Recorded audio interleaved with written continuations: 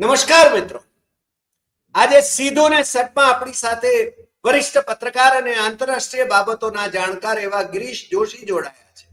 ગિરીશભાઈ, આપનું સીધું ને સટમાં સ્વાગત છે. ધન્યવાદ. ગિરીશભાઈ આપણી સાથે જોડાય ત્યારે કંઈક અનયુઝ્યુઅલ વિષય લઈને આવે છે અને આજે એ કમ્યુનિસ્ટ દેશો અને ભારતની તુલના એના નેતાઓને કોણ પોષે છે કે જનતાને કોણ પોષે છે એની એ માંડીને વાત કરવાના છે. આપણે ક્યાં ઉણા ઉતર્યા, આપણા નેતાઓનું શું, કમ્યુનિસ્ટ પાર્ટીની જનતાનું શું, એના નેતાઓનું શું, આ બધી વાત એ ગિરીશભાઈના અભ્યાસના અર્કમાંથી આવે છે અને એ આપણી સાથે આજે શેર કરવાના છે. ગિરીશભાઈ, ફરીને એકવાર આપનું સ્વાગત કરીને આપ આ વિષય ઉપર આપની પ્રસ્તુતિ રજૂ કરો એવી વિનંતી. ગિરીશભાઈ. ધન્યવાદ ડોક્ટર સાહેબ. આપણે ઇકોનોમિકલ અને જીઓપોલિટિકલ જે બદલાવ થઈ રહ્યા હતા એમાં ઇતિહાસ સાથે કમ્પેર કરો તો કેટલા બધા પરિબળો બદલાઈ ગયા છે અને આપણે એમાં ક્યાં સેટ થઈ રહ્યા છીએ એનો ફરક આપણે જોઈ શકાય છે.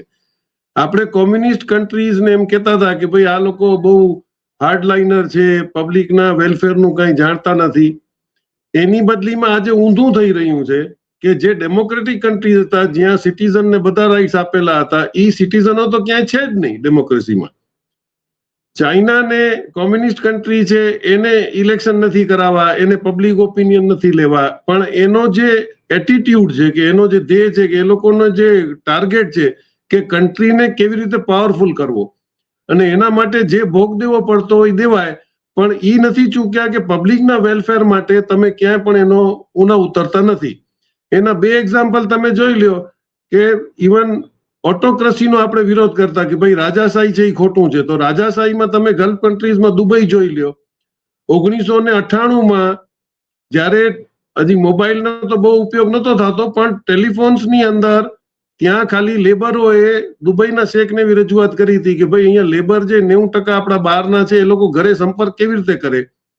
તો વિધિન 3 months દરેક ફૂટપાથના 10 ફૂટ ઉપર એક કોલિંગ બૂથ આવી ગયા હતા અને એમણે એક 30 દિરહામનો પ્રીપેડ કાર્ડ એ તમારા પાનવાળાની દુકાને મળે, નાના શોપકીપર પાસે મળે, બધે મળે. એટલે 30 દિરહામનો કાર્ડ લઈ અને એસટીડી કોલ ગમે અહીંયાથી પોતાના ઘરે કરી શકે એ ફેસિલિટી રાજાએ એમના માટે આપેલી હતી. એટલે આ એક રાજાનો એટીટ્યુડ રહ્યો. અને આપણે જયારે ટેલિફોન આવતા તો મને ખ્યાલ છે 91માં મારા ઘરે ફોન આવ્યો તો 4 જણા જોવા આવ્યા હતા કે ટેલિફોન તમને કેમ મળ્યો, એમ આપણે એ પરિસ્થિતિમાં હતા. પછી તમે એને ચાઇનાનું કમ્પેર કરો તો પહેલા એક ડેટા દઈ દઉં કે ચાઇનાનો 2014માં ને આપણું જીડીપી જે હતું એનું કમ્પેરિઝનમાં આજે એ આપણાથી 15 ગણો વધારે છે. આપણે 3.91માં આટલા બધા ફાફા મારીએ છીએ અને એ 15.70 ઓલરેડી થઈ ચુક્યો છે. એટલે તમે જો ફરક કેવી રીતે આવ્યું કે તમને ત્યાં કામ કરવાની છૂટ હતી, તમારા ઇન્વેસ્ટમેન્ટની છૂટ હતી, પણ છેલ્લે કંટ્રોલ ગવર્મેન્ટનો હતો. એટલે ઓરિજિનલી 47 પછી જે આપણી સરકારોએ public sector versus private sector જે ચાલુ કર્યું તો એનો મતલબ જ હતો કે પ્રાઇવેટ સેક્ટર કમાય ખરું પણ પબ્લિક સેક્ટરથી વધારે નહીં. આજે તમારે ગામડે ગામ પોસ્ટ ઓફિસ છે, તમારે ટેલિફોન છે, એ સગવડ શું કામ હતી? કારણ કે પબ્લિક સેક્ટર યુનિટ હતા.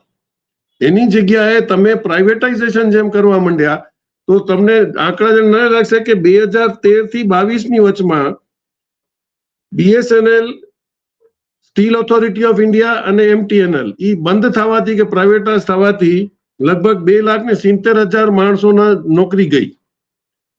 ભવિષ્યની અંદર તમે જે રેલવે અને બેંક્સને પ્રાઇવેટાઇઝ કરો છો એની અંદર હજી બીજા 5 લાખની નોકરીઓ જશે, પણ એના ઉપર કોઈ ડિસ્કશન કરતું નથી. ચાઇનાની અંદર એ લોકોએ જે તમારી સ્કૂલ ટાઈમથી જ એક વર્કેબલ ક્લાસીસ હોય છે. ત્યાં છોકરાનું એટીટ્યુડ શું છે, હવે તો ઘણા બધા એના ઉપર વિડીયો આવે છે કે એ લોકો સ્કૂલના છોકરાઓને એક એક્ઝિબિશન કે વર્કશોપમાં લઈ જાય અને એ છોકરાનો ઇન્ટરેસ્ટ જુએ કે ભાઈ એ એગ્રીકલ્ચરમાં ઇન્ટરેસ્ટેડ છે ત્યાં વધારે જુએ છે કે એન્જિનિયરિંગમાં વધારે જુએ છે. અહીંયાથી નક્કી થાય કે ભાઈ આ છોકરાનો ઇન્ટરેસ્ટ જ્યાં ત્યાંથી એને કલ્ટિવેટ કરવામાં આવે. પછી સ્પોર્ટ્સમાં લઈ જાય તો સ્પોર્ટ્સમાં એની ગેમમાં કઈ રુચિ છે એ બધી ગવર્મેન્ટની જવાબદારીઓ કે છોકરાઓને ટ્રેન કરવા.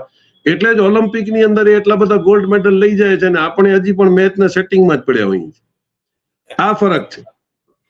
એટલે તમારે કલ્ટિવેટ કરવું એજ્યુકેશન. અને આજે આફ્રિકા જેવા ગરીબ દેશો પણ તમે જુઓ તો અત્યારે એ સાવકાર થવા ગયા છે, એનો પ્રાઇમ એડવાન્ટેજ ચાઇના એ લોકોને આપ્યો. લોકશાહીની દુઆ આપી અને 150-200 વર્ષથી ફ્રાન્સ કે તમારે ઇટલી કે તમારા અમેરિકા કે આ લોકોએ આફ્રિકાને એવી રીતે બરબાદ કર્યો કે તમારી ડેમોક્રેસી જીવતી રહેવી જોઈએ. પણ ડેમોક્રેસીમાં જે પ્રેસિડન્ટ બેસતો એ પાછો એ લોકોનો હતો, અને એ ચોરી કરવા દે, તમને કમાવા દે અને બધું કરે.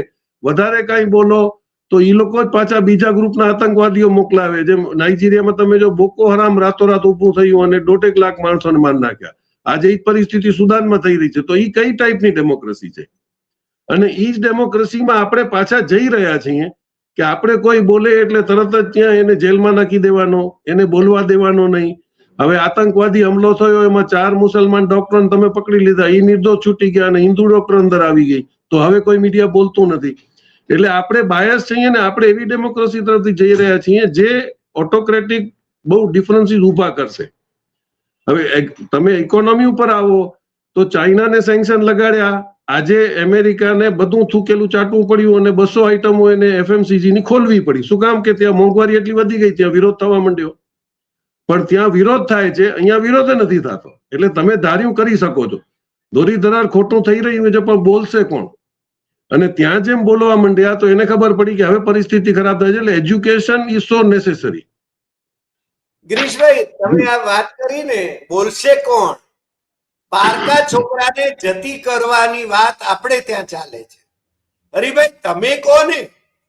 અરે ભાઈ તમે બોલવા માંડો ને, તમે કેમ બોલતા નથી?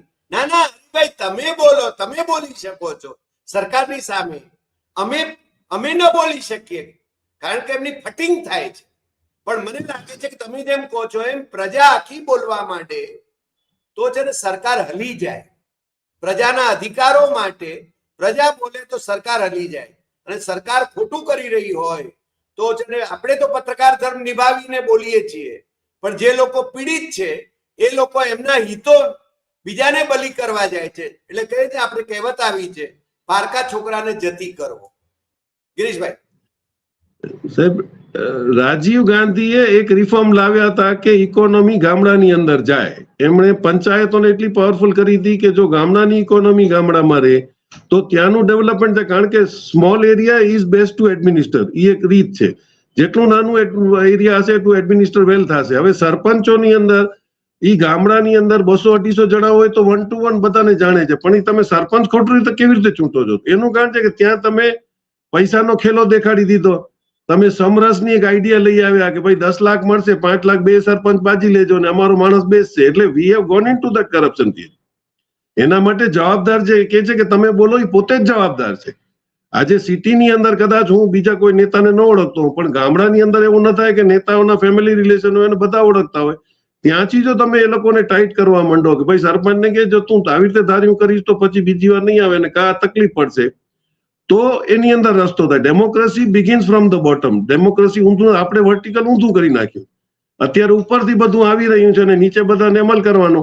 એનું કારણ છે કે આ લોકોએ ટોટલ એક માફિયા થિયરી અપનાવી હતી કે પહેલા તમને છૂટ આપે, તમે ચોરી કરો, પછી તમારી ફાઇલ બની જાય એટલે તમે જિંદગીભર ગુલામ રહ્યો. ન ખોલો તો એ ફાઇલ ખુલી જાય. આજે IPS અને IAS આપણે માનતા હતા કે દેશ ચલાવી રહ્યા છે, તો એમના જ નિર્દોષ ઓફિસરો, બાહોશ ઓફિસરો આજે જેલમાં છે. કેટલી લોબી બોલે છે? આપણે પબ્લિકને શું કામ કહીએ? આજે જે લોકો પાસે પાવર છે, જે ભણેલા છે, જેની પર દેશનો આખો દરોમદાર છે, એ લોકો નથી બોલી શકતા, તો હુ વિલ સ્પીક? અને એ દેશનું દુર્ભાગ્ય છે કે 63 કરોડ હતા ત્યારે પણ અંગ્રેજોની સામે એક જ ભગતસિંહ નીકળ્યો, એક જ ચંદ્રશેખર આઝાદ નીકળ્યો, ચાફેકર બંધુ 2 નીકળ્યા. એટલે આ જે બધા નીકળ્યા છે એની જગ્યાએ હવે આપણે એમ સમજ્યું કે બીજો કોઈ જો બંદૂક ઉપાડતો હોય તો ભલે લડી લે, આપણે નથી લડવું. હવે ઇકોનોમીની આપણે જો વાત કરીએ, તમે જુઓ આપણે અત્યારે સેન્કશન એટલા બધા આપણે બી ગયા હતા ને એટલા બધા પ્રોગ્રામ થવા માંડ્યા કે 17% ખાલી આપણો એક્સપોર્ટ છે, 65% આપણું લોકલ ઇકોનોમી ચાલે છે. પણ હવો એવો ઉભો કર્યો કે જેવો અમેરિકાએ સેન્કશન લાગ્યું, હિન્દુસ્તાનમાં બધા ભૂખે મરી જશે, કટારો લઈને ફરશે. આ મીડિયાનું કામ હતું કેવું કે અમેરિકા એટલો મોટો બડુકો નથી. આપણા 35% એક્સપોર્ટમાંથી એનો ભાગ 17% છે ને 17% નહીં લે તો બીજી બજારો ખુલે છે. લકીલી તમારે એ એજ્યુકેટ કરવા હતા કે ભાઈ 140 કરોડની આફ્રિકન માર્કેટ ખુલી ગઈ છે, ત્યાં પણ વપરાશ હવે થવાનું છે, ત્યાં એ લોકો પાસે પૈસા. તો ઇકોનોમી શીખડાવવાની બદલીમાં આપણે લોકોને બીવડાવવા માંડ્યા કે ભાઈ હવે તો સાહેબને કંઈક માસ્ટર સ્ટ્રોક કરવો પડશે, નહીં તો આપણે બધા બરબાદ થઈ જશું. અને આપણે પહેલા કહેતા હતા કે કાંઈ ફરક નહીં પડે, આજે ઇકોનોમીમાં શું ફરક પડ્યો? એટલે તમે જે કે છે બોલવાનું એનું, હવે તમે ઇકોનોમીની જે આપણે ઇન્ટરનેશનલ વાત કરી કે ચાઇના ને રશિયા ઉપર આટલા વર્ષોથી તમે જો સેન્કશન લગાડીને બેઠા હતા, એમ લાગ્યું કે એની ઇકોનોમી ડાઉન થઈ જશે, બેની ન થઈ. આજે તમે જુઓ કે મેસેજ આવ્યો કે રશિયાએ સેન્કશન હોવા છતાં એની ઇન્ડિયાની તમારી વાડીનારમાં જે નાયરાની રિફાઇનરી છે એમાં એને તેલ મોકલ્યું, એ રિફાઇન થયું અને 5 લાખ બેરલ ચાઇનામાં એક્સપોર્ટ થયા અને એ આપણે કર્યા. હવે એની અંદર તમે એ તમે એનાઉન્સ શું કામ નથી કરતા? કારણ કે તમે અમેરિકાથી બીઓ છો. શું કામ એક ફોરેનનો મેગેઝિન એમ કહે કે ભાઈ આ ઇન્ડિયા વાળા હજી પણ પોતાના રીતે તેલ તો વેચે જ છે. હવે તેલના ખેલની અંદર તમે જુઓ તો ઇલીગલ બિઝનેસ એટલો બધો ચાલે છે કે એની અંદર તમારે નેચરલી કાંઈ ફરક પડશે નહીં. હવે ઇલીગલ બિઝનેસમાં કેવું છે કે અમુક એની અંદર 4-5 એ લોકોએ બહુ પહેલેથી સિસ્ટમો કરી રાખેલી છે. એમાં એક એ લોકો કહે છે S2S, શિપ ટુ શિપ. એ દરિયામાં જાય અને એક શિપ ને બીજા શિપને માલ આપી દે એટલે વેચાઈ ગયો, એનો કોઈ રેકોર્ડ નથી હોતો. પછી એક ડાર્ક ફ્લીટ હોય છે, એ પેટ્રોલ પંપની જેમ દરિયામાં ઉભી હોય, જેને જોતું એ લઈ જાય. અને આ લોકોએ હવેના ટ્રાન્ઝેક્શન ગોલ્ડ ઉપર કર્યા, એટલે નથી તમારા ડોલરનો ડોમિનન્સ, નથી તમારી દાદાગીરી, જેમ ફાવશે એમ બાર્ટર કરશે. પછી એક ફ્લોટિંગ સ્ટોરેજ બી આવે છે, એ ત્યાં ઊભું હોય અને તમને થોડું થોડું જોતું હોય તો એ રીતે પણ એ તમને આપી શકે, જેને એ લોકો અત્યારે સ્મગલિંગમાં ક્લાસિફાય કરે છે.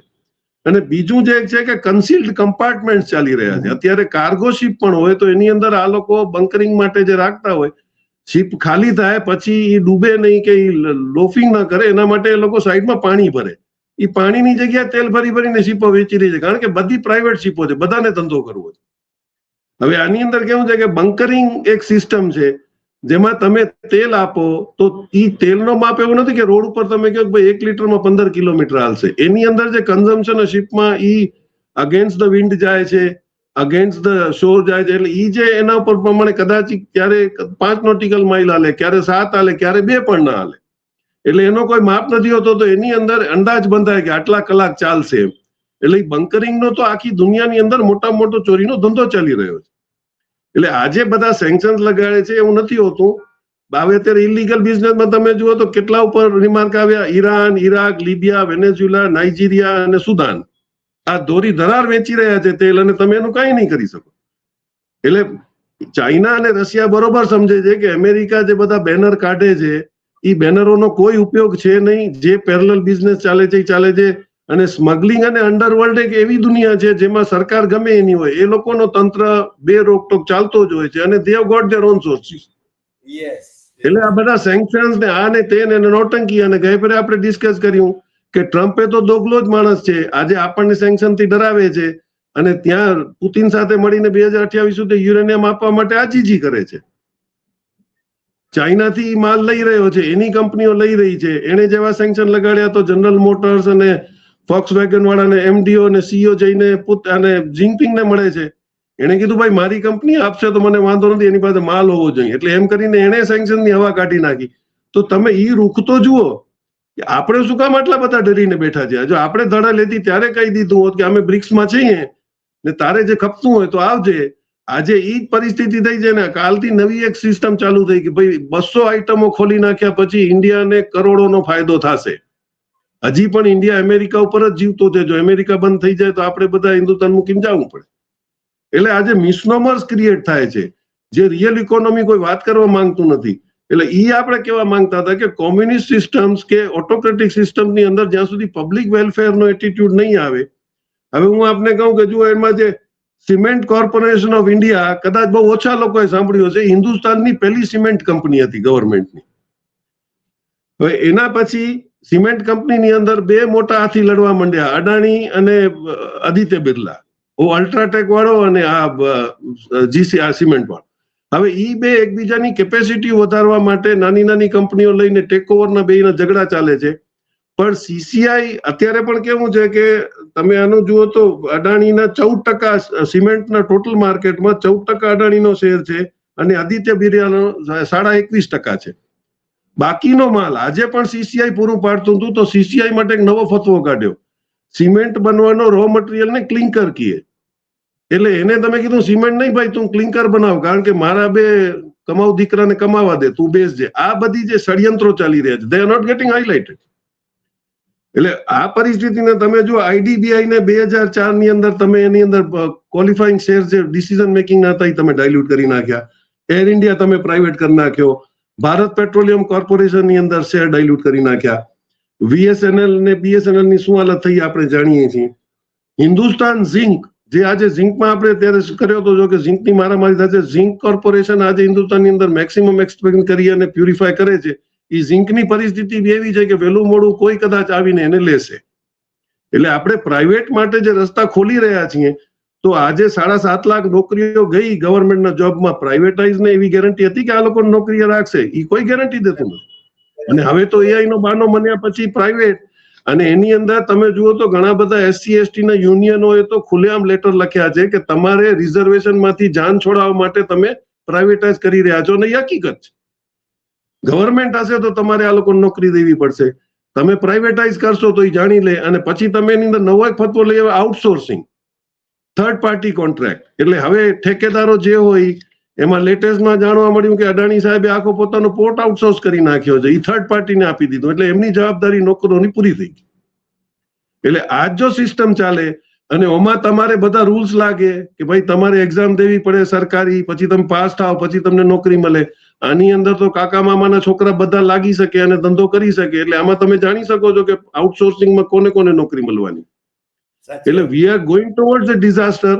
ચાઇનાની થિયરી એ શીખવાનું છે કે ચાઇનાની અંદર ઇન્વેસ્ટમેન્ટ અલાઉડ છે, કરોડપતિ ત્યાં પણ માણસો છે, પણ સેલિંગનો total final control ultimately government પાસે હોય છે. ગવર્મેન્ટ શુડ ડિસાઇડ કે શું છે. અહીંયા તો તમારી પાસે પ્લેન હવે એકે નથી, પણ તમારો એવિએશન મિનિસ્ટર આખી દુનિયામાં ફરે છે, પણ એ શું વેચશે એ ખબર નથી. તમારી એક એરલાઇન્સ હતી એ પ્રાઇવેટ થઈ ગઈ, તો આજે ગવર્મેન્ટ એરલાઇન્સ કઈ? શિપિંગ કોર્પોરેશન જયારે વેચતા હતા, મેં મારા ખ્યાલથી આગળ ઉલ્લેખ કર્યો હતો કે ત્યાં જે એચ જે જોશી હતા ચેરમેન, એમનો મેસેજ આવ્યો કે ભાઈ એવું કોઈ લખી શકે કે ભાઈ એસસીઆઈ શું કામ ન વેચાય. મેં મારા મેગેઝિનમાં 2 કન્ટિન્યુઅસ એપિસોડ કર્યા હતા કે why SCI should not be sold, અને એના અમે ડેટાઝ આપ્યા હતા કે ફાયદામાં જતી કંપનીને તમે ફચડામાં નાખી અને શું કામ વેચવા માંગો છો? કારણ કે એસસીઆઈ લેવા ઘણા બધા તૈયાર હતા. એમાં 2 મુદ્દા અમે લખ્યા કે તમે ગ્લોબલ ટેન્ડર કાઢો, અને ચાઇનીઝ શિપિંગ કંપની કોસ્કો જો ટેન્ડરમાં ક્વોલિફાય થાય તો શું તમે બધી આખું શિપિંગ લાઈન ઇન્ડિયાનું ચાઇનાને આપી દેશો? ઈ ત્યાં અટક્યું છે. પછી લકીલી કોઈ ટેકનિકલ માણસોથી વાત કરતા હતા તો કે આપણા આર્ટિકલ 123 યુરેનિયમની અંદર તમને તો જ મળે જો તમારા ગવર્મેન્ટ વેસલને તમે એટમિક કન્વર્ટ કરવાના હો. ન્યુક્લિયર તમારે ગ્રીન કરવું છે સી, તો તમારે ન્યુક્લિયરમાં કન્વર્ટ કરવી શીપો. હવે ઈ જો શીપો ગવર્મેન્ટ ન હોય તો પ્રાઇવેટ શીપો માટે તમને યુરેનિયમ નહીં લઈ શકો. એટલે આ જે 2 ક્લોઝ હતા એની અંદર અત્યારે અટક્યું છે. હજી એસસીઆઈ ઇઝ ઓન ધ ફેન્સ કે ભાઈ એમાં કદાચ ડાયલ્યુટ કરીને એની પોઝિશન કરી શકે, પણ એસસીઆઈ વેચી શકાય પરિસ્થિતિમાં અત્યારે સરકાર નથી, અને રેગ્યુલરલી એસસીઆઈ પ્રોફિટ કરતી જાય છે. તે છતાં પણ તમે આ લોકોને આવી રીતે દબાવીને કદાચ કોશિશ કરો છો કે બીજા કોકને વેચી જાય. પછી એક આપણે એલ્યુમિનિયમ કોર્પોરેશન હતું બાલ્કો. આજે એલ્યુમિનિયમની અંદર આપણે માસ્ટરી કરી શકીએ છીએ. બોક્સાઇટ આપણી પાસે દુનિયાનો 3જા નંબરનો છે. બોક્સાઇટ એલ્યુમિનિયમનો રો મટીરિયલ છે. તે છતાં તમે જુઓ કે એના માઇનિંગની અંદર બધા ડોન, બધા માફિયા ઘૂસેલા છે. એલ્યુમિનિયમનો પ્રોસેસ ક્યાં કરાય છે, 2 કંપનીઓ કરે છે, તો એને રો મટીરિયલ કેવી રીતે પહોંચે છે, એને ટ્રાન્સપોર્ટમાં શું ફેસિલિટી મળે છે, કાંઈ જ નથી. એટલે ધીરે ધીરે બાળકોને પણ બંધ કરીને કદાચ કોઈ 2 ગુજરાતીઓમાંથી એકને રસ હોય તો એ લઈ લેશે. એટલે આજે આપણે જે તરફ જઈ રહ્યા છીએ that is getting very dangerous. True. તમે જે બહુ સરસ વાત કરી કે માફિયા થિયરીનો અમલ થઈ રહ્યો છે. આપણે ત્યાં માફિયા થિયરીનો અમલ થઈ રહ્યો છે, અને વી આર ગોઈંગ ટુવર્ડ્સ ડિઝાસ્ટર. મને લાગે છે તમે જે આખી વાત કરી એ છે ને ગંભીર બાબત છે. આપણે ત્યાં બીએસએનએલ એ બહુ એનું શ્રેષ્ઠ ઉદાહરણ છે કે આટલી બધી પ્રોપર્ટી આખા દેશમાં છે, અને તમે જો એની ઓફિશિયલ વેબસાઇટ ઉપર જાઓ તો એ પ્રોપર્ટી વેચ્યા જ કરે છે, અને સસ્તા ભાવે વેચે છે. એટલે કટ કમિશન કેટલું મોટું હશે, અબજો રૂપિયાનું, એ તો છે ને હવે ક્યારે એના હિસાબો ના કૌભાંડો ખુલશે, જો ખુલે તો. એટલે તમે બહુ સરસ વાત કરી છે કે આપણી જનતા નેતાઓને પોષે છે. આપણે જેને નેતાઓને પાડી રહ્યા છીએ ત્યાં આગળ છે ને એ જનતાને પાડે છે. મને લાગે છે કે આજની ચર્ચા એ ખૂબ સંવેદનશીલ છે, જેમનામાં સંવેદના હોય એ લોકોને જગાડનારી છે. અને આપે છે ને જે ઉદાહરણ આપ્યા છે એ ઉદાહરણ પબ્લિક સેક્ટર આખું ખતમ કરી નાખીને એ મળતિયાઓને સોંપી દેવું, માત્ર બે ગુજરાતીઓને જ નહીં, બીજા પણ જે છે કોર્પોરેટના જ મોટા માણસો છે, ઇન્ટરનેશનલ ફિગર છે, જ્યાં આદિવાસી ક્ષેત્રની અંદર એમાં જે ભૂગર્ભમાં એમની ખનિજ સંપત્તિ છે એ બધી જેને કબજે કરવા માટેની છેક આંદામાન નિકોબાર સુધી એ જેને આ બધા ખેલ ચાલી રહ્યા છે. જમ્મુ કાશ્મીરથી માંડીને આંદામાન નિકોબાર સુધીના એ આપણે જાણીએ છીએ. ગિરીશભાઈ, આજે આપ જોડાયા અને આપે જે આઈ ઓપનર માહિતી આપી એ બદલ આપનો ખૂબ ખૂબ આભાર. ફરી મળીશું નવા એપિસોડમાં નવા વિષય સાથે. આપણા દર્શકોએ જાગવાની જરૂર છે અને પ્રજા જાગે તો શાસકો છે ને એ ડરતા રહે એ ખૂબ જરૂરી છે. આજે આટલી વાત. ફરી મળીશું નવા એપિસોડમાં. નમસ્કાર.